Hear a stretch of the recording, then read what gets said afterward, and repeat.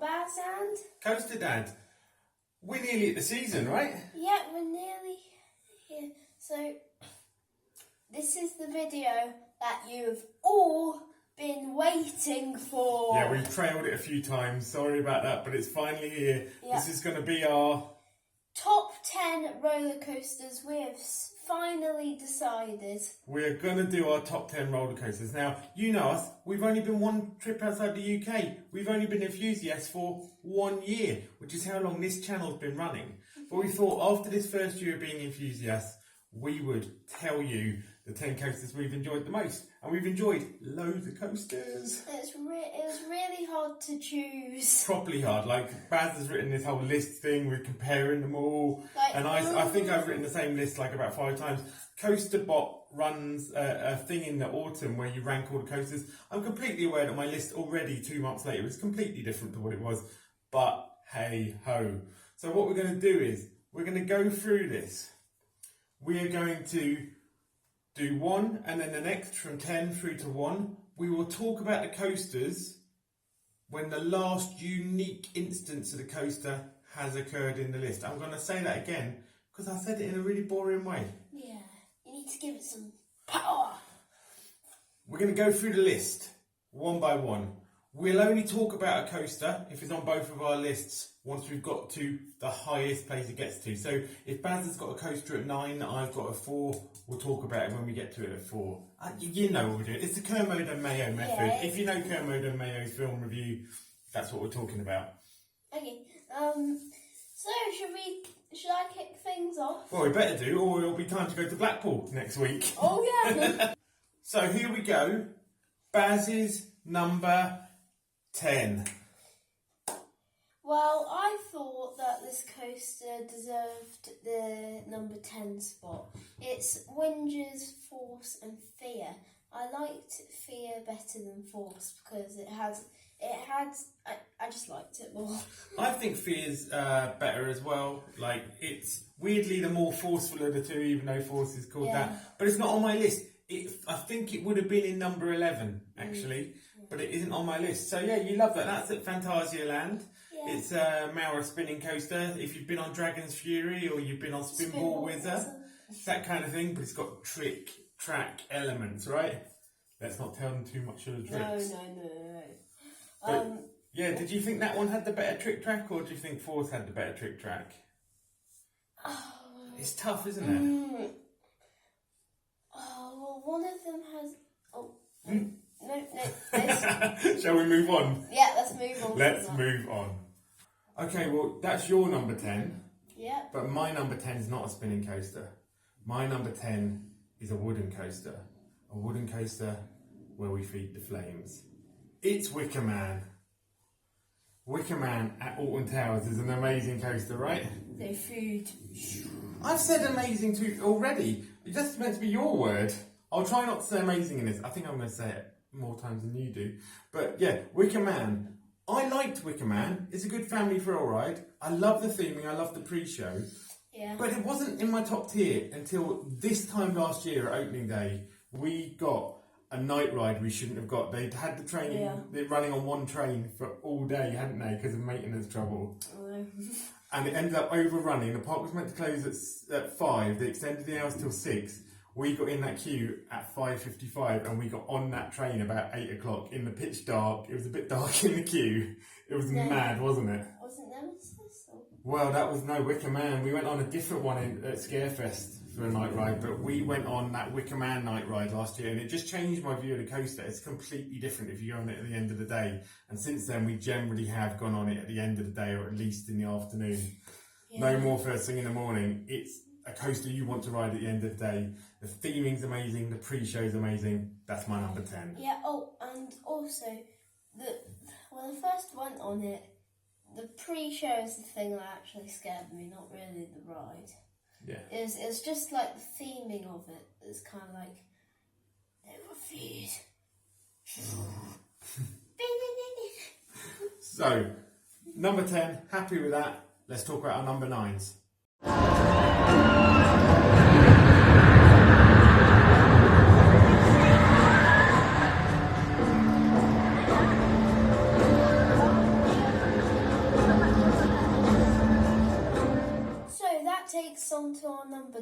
9.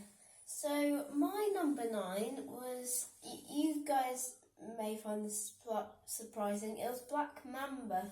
Black Mamba, the B&M invert that's at Phantasialand. Now, we're not going to talk about that because it's in my list, so we'll come back to that. My number 9 was the Swarm, another B&M. So we've got this weird thing going on, same manufacturer so far. But again, I think the Swarm's in, the Swarm's in your list, but we've got the list down here. We'll talk about that when I get to the number 6. So, that takes us down to number 8. Yeah, so what's your number 8? Fly. Fly, the invert from Vekoma. Invert, what am I talking about? It's a flying coaster, inverted flying coaster by Vekoma at Phantasialand. And what's my number 8? My number 8, Fly as well. So we can definitely talk about this. Baz, tell us about Fly. Thank you, dude. So, Fly has... It's better than Galactica. Oh yes, it is much better than Galactica. Where you're just drooping there for ages. But like, Fly has a side bit, like, it comes in from the side. It's really odd. It has a really unique way of loading. It's the only coaster in the world that loads in that way.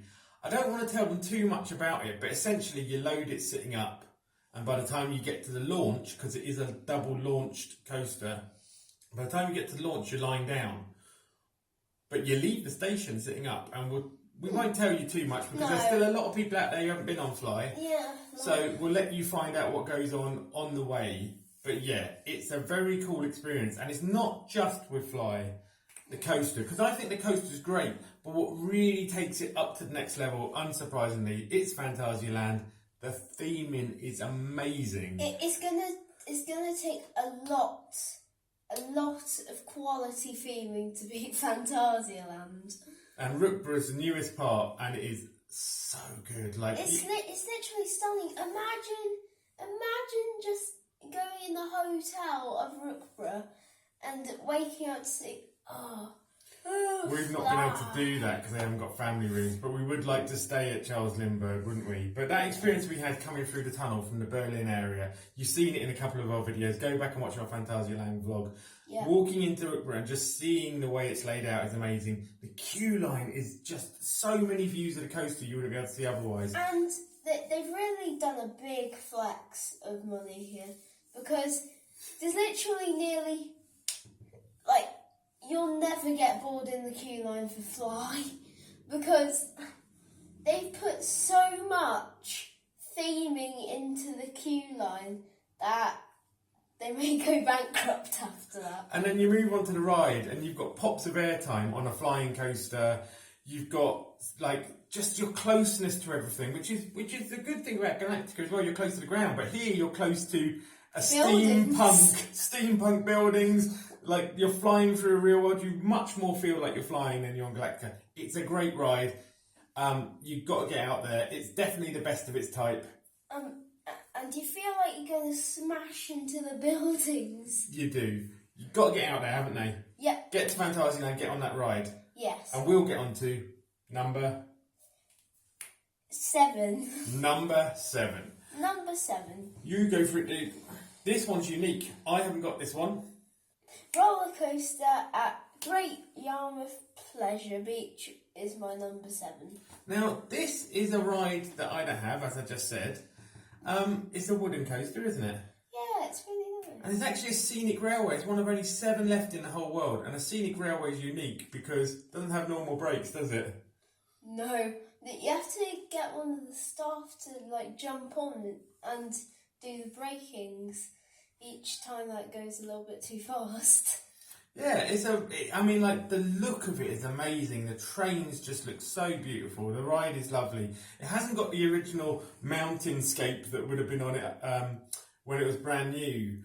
But, even without that, it looks stunning. You get fun views of the North Sea and the rest of the pleasure beach. But just the look of the trains is great. I loved it.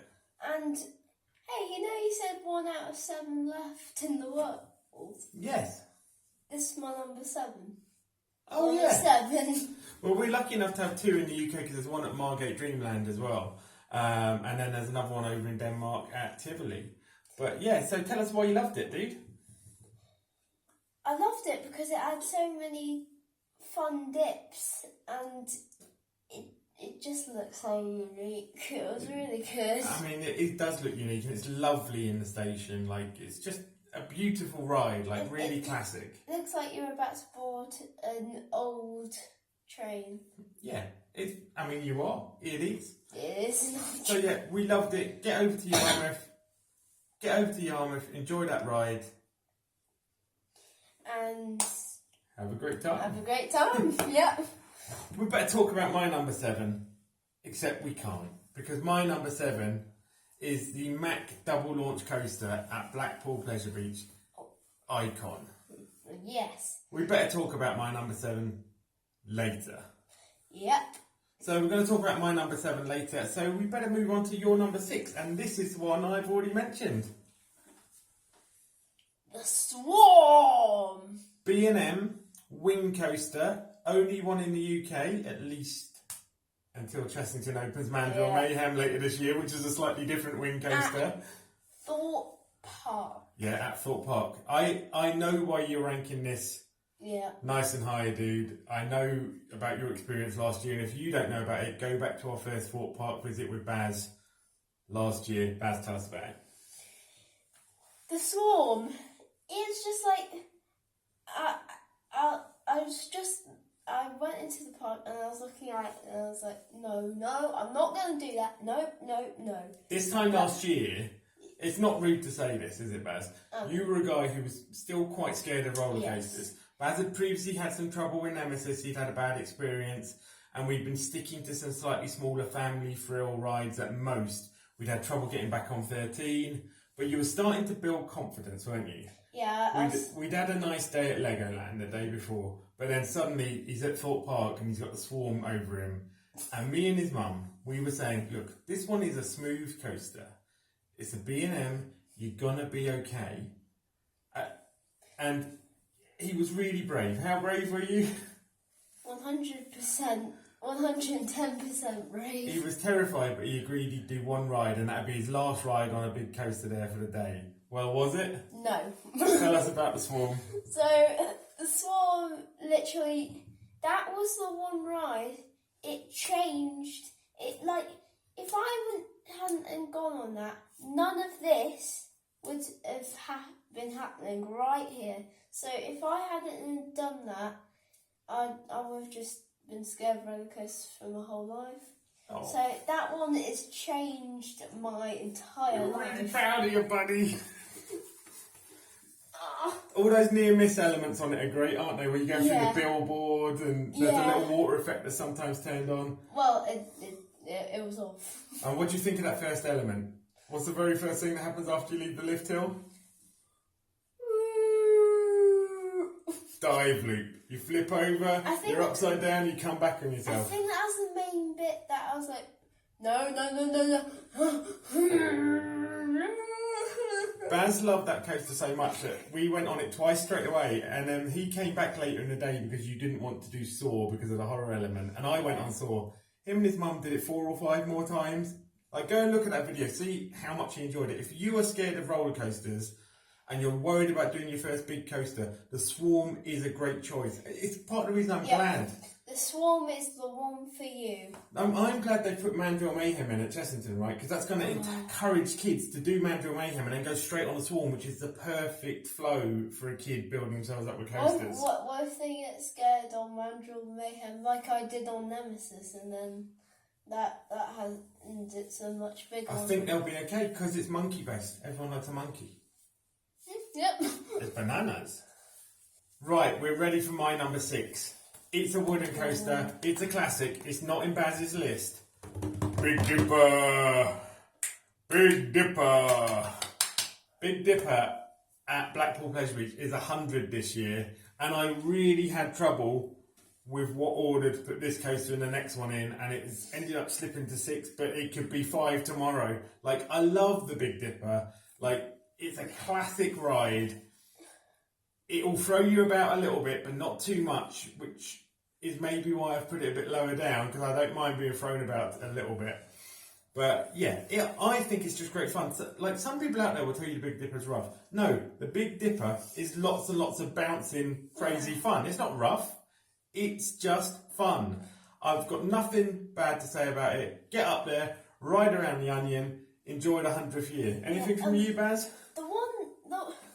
Guys, the one that's actually rough is Grand National, but they've retracted that and smoothened it up now. Well, so it's not we'll see if we need to talk about Grand National in this list. Yeah. It'll either be on the list or it won't. But yeah, I love the Dipper.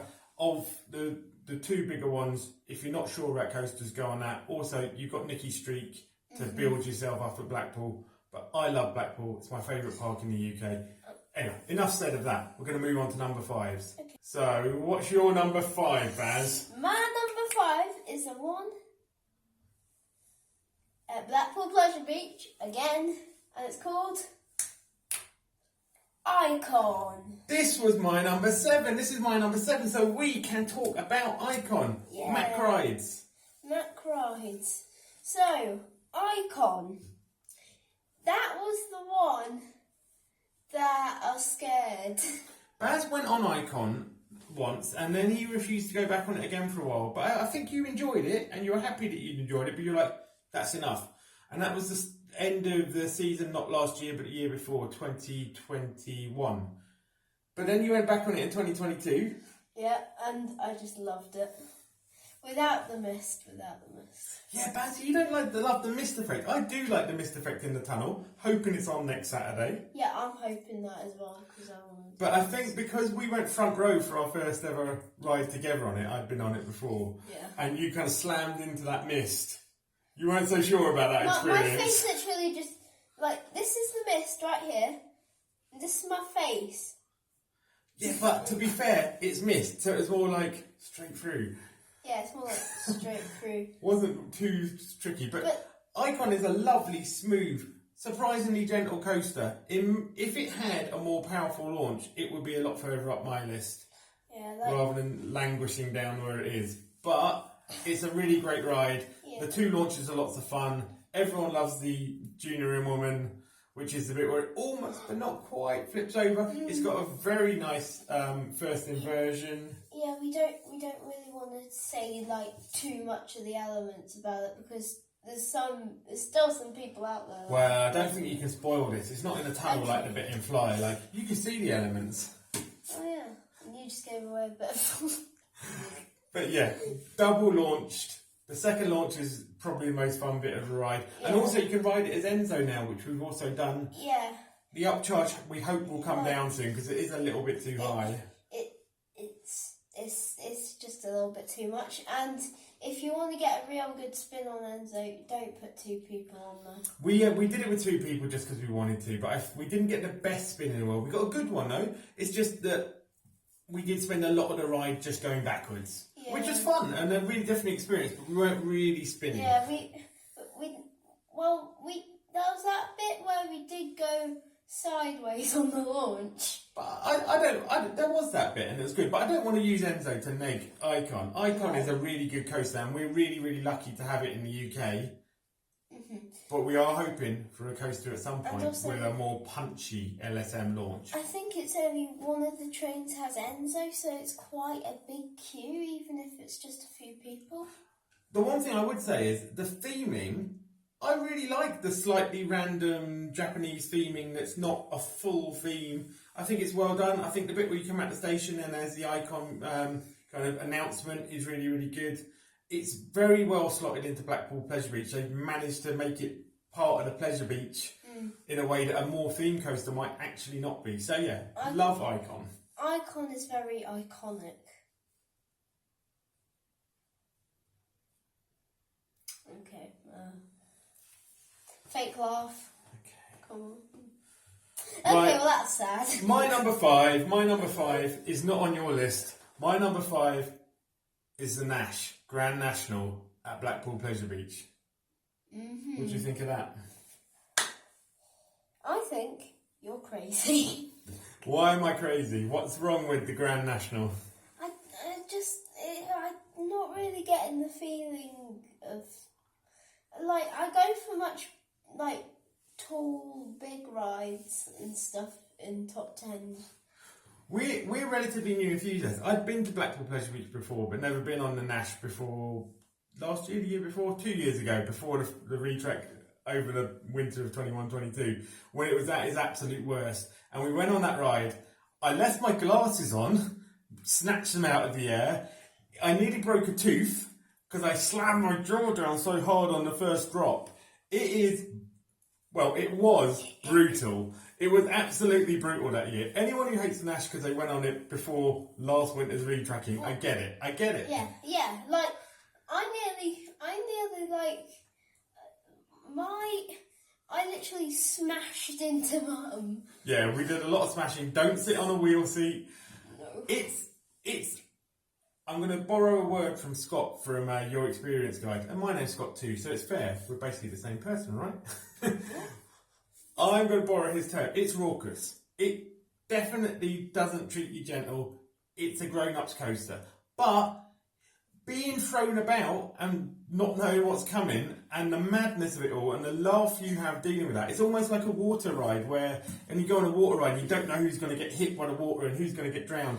It's that kind of ride. Drowned? By water, not literally. You remember River Drowned? Quest? Remember River Quest? I felt like I was going to drown. But yeah, it's a great ride. I love the National. I get why you don't. I think you'll need to be a bit bigger to physically manage it. But yeah, it's a good ride. You ride it once or twice a year. I'll ride it a few more times. Number 4. The big 4 is the big one. which I kind of think is trash. That's controversial. How dare you? It's also quite as viewers, the children watch. Look, that's my controversial take. I don't like the big one. I mean, drop's great, the view's great, everything else, not that bothered. What? But you tell us why you love it. so, I love it because it has, I was like, so there were signs while I was going up the lift hill, and I was like, no, we're 130 feet in the air, can we just drop now? And then it went all the way to 200 maybe. It's 200 and something, yeah. 200 and something. And then I started going down, and I was like, no. Just no. No. And then I went down and I was like, wee.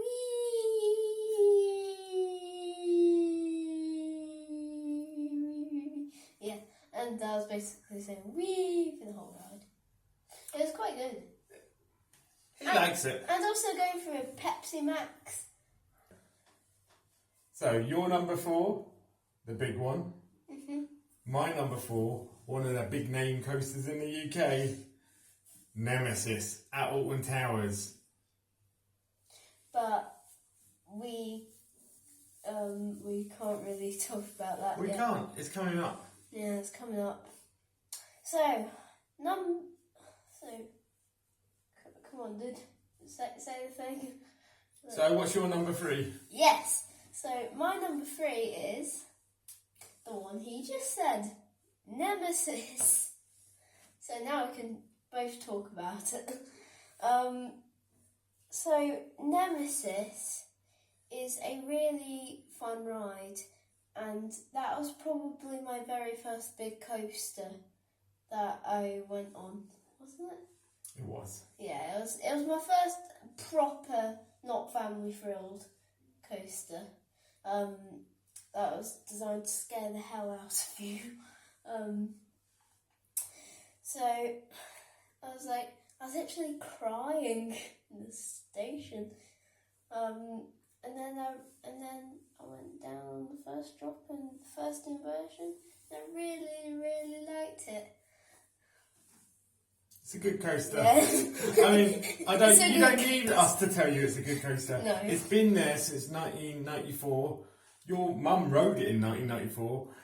It's just, it's an absolute classic. It's the rides we had at the night in Scarefest last year were amazing, weren't they? Yeah, and those unfortunately were the last times that we were ever going to see that. Well, we're just hoping it comes back better, right? Yeah, we're just hoping that. If you haven't seen that already, go back and watch it. Yeah. I mean, do you like It's Nemesis? really sad, Is there anyone else out there who doesn't like Nemesis? Because we're not going to get grumpy with you. I'm just interested to know from the people who don't like Nemesis why they don't like it. Yeah. Okay. So yeah, do you think you could imagine not liking Nemesis? No. No, it's just instantly a classic coaster. You've got to get on it. It's a really good invert. I didn't say it was the best one. So, my number 3, yeah? Yeah, you're number 3. My number 3 is Black Mamba. Another Nemesis invert. A Nemesis invert? A B&M invert. A B&M inverted coaster. It is at Phantasialand. Just like Nemesis, it's kind of built into a pit, built into the terrain. But my goodness me, it feels like it flies through those elements. And if you're on the front, it's well worth being on the front because the near misses on it are insane. We rode it in the morning on the front and I loved it. I rode it on the back later on. I've rode it on the front again. It's just it feels so fast. The effects of being near to those walls. If you ride it at the back though, it's really fast. Like, if you've been to Phantasialand, then you know. But everyone else, Phantasialand is famous for theming. The theming on that ride, the theming inside the lift hill, which is a kind of indoors lift hill. The theming through the whole entire park is... It was the first ride we went on at Phantasialand. We came out of Hotel Matambo, went straight on Black Mamba, and just like walking through the queue line with all the waterfalls and the skulls, and it's just so top tier. The whole experience is amazing. And I'm sorry, the queue line is a bit better than going around the trees and the chain link fence stuff at the top of Nemesis. Yeah. There's just like, I hope when Nemesis comes back, we're going to get some extra theming thrown in somehow that does bump it up in that Black Mamba way. What if the monster had eggs? Well, it did have an egg once. That was Nemesis Subterra, but you're a bit little for that. That might be back this year. Look out for that. So, number 2. Number 2, in fact. Stealth, what's yours? I think it's Stealth. So, we can just talk about Stealth in this. Stealth is the best coaster I've been on in the UK. Well, yeah, I'd agree. Stealth is the best coaster I've ridden in the UK. It took a lot to get you on it, right? Yeah, it took support stuff. We're from London originally, though Baz only lived there about 6 months. We live in Scotland now, so I'm far away from Stealth. But I grew up in South London. Thorpe Park and Chessington were my place as a kid, and going back in my 20s to ride on Stealth in the noughties, just, my God, it's never bad. It's never bad. You're just fired up that lift hill. You're like cable launch. It's got a massive cable launch on it, which just pulls you so fast. I think it goes 0 to 80 in about 3 seconds. It's insanely quick. And like you've really got to keep your head back. Otherwise you may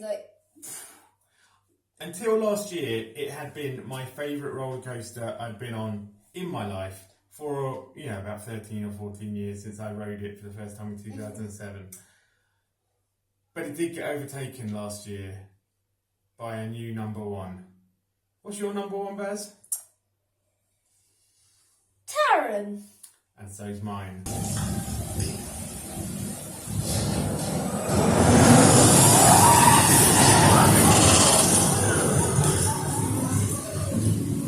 Taron at Phantasialand, another theming extravaganza, multi-launch coaster by Intamin. Intamin, as you might notice, has got my top 2 spots. Love Intamin coasters.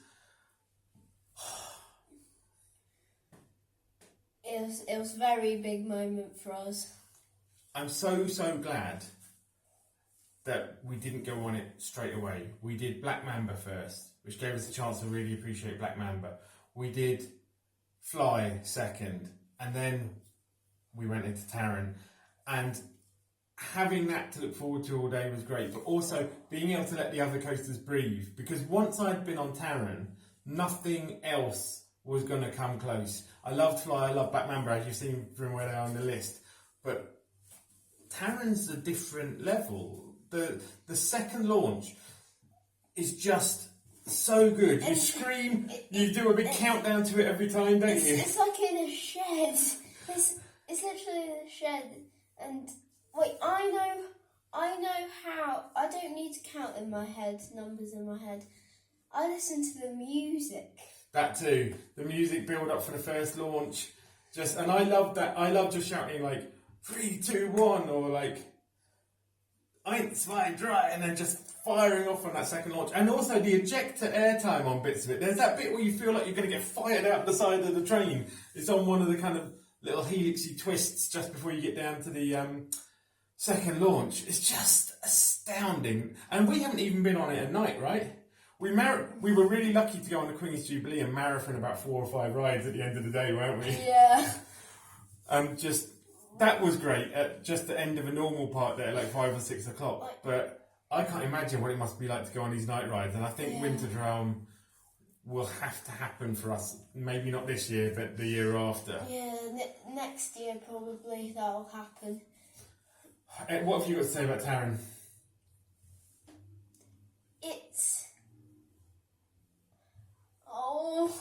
I didn't want to say this word for the whole thing, but we'll have to say it now.